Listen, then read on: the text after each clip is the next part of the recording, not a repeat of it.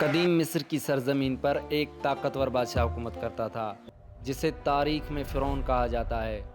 شروع میں وہ صرف ایک بادشاہ تھا، لیکن وقت کے ساتھ اس کے دل میں غرور اور تکبر بڑھتا گیا۔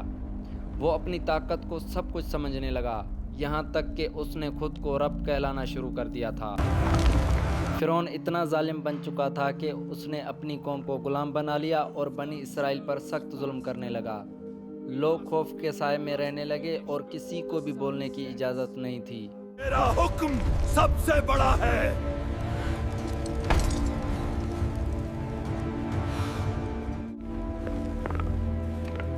اسی دور میں اللہ تعالیٰ نے ایک عظیم پیغمبر کو پیدا فرمایا، حضرت موسیٰ علیہ السلام۔ فرعون کو بتایا گیا تھا کہ بنی اسرائیل میں ایک بچہ پیدا ہوگا جو اس کے ظلم کے خلاف کھڑا ہوگا، اس لیے وہ بچوں کو قتل کر رہا تھا، لیکن اللہ کا فیصلہ کوئی نہیں روک سکتا۔ اللہ تعالیٰ نے حضرت موسیٰ علیہ السلام کی والدہ کو حکم دیا کہ بچے کو ایک صندوق میں رکھ کر دریا میں بہا دیں۔ وہی بچہ بہتا ہوا فرعون کے محل تک پہنچ گیا، اور قدرت کا عجیب فیصلہ یہ ہوا کہ فرعون کی بیوی نے اسی بچے کو اپنا لیا، اور یوں حضرت موسیٰ علیہ السلام دشمن کے گھر میں پروان چڑھنے لگے۔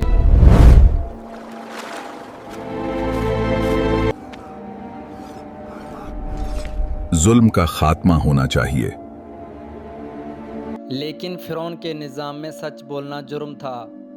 اللہ تعالیٰ نے حضرت موسیٰ علیہ السلام کو نبوت عطا فرمائی اور انہیں حکم دیا کہ وہ فرعون کے پاس جائیں اور اسے اللہ کا پیغام پہنچائیں۔ حضرت موسیٰ علیہ السلام فرعون کے دربار میں پہنچے اور حق کا پیغام دیا۔ میں اللہ کا رسول ہوں۔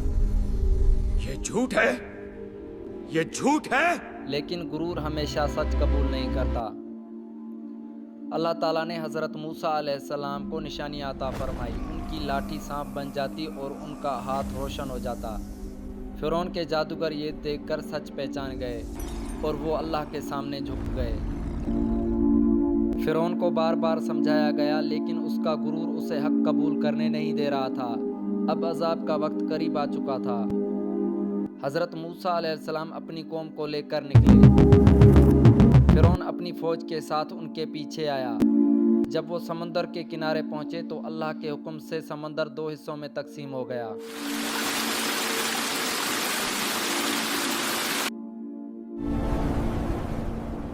اللہ ہمارے ساتھ ہے۔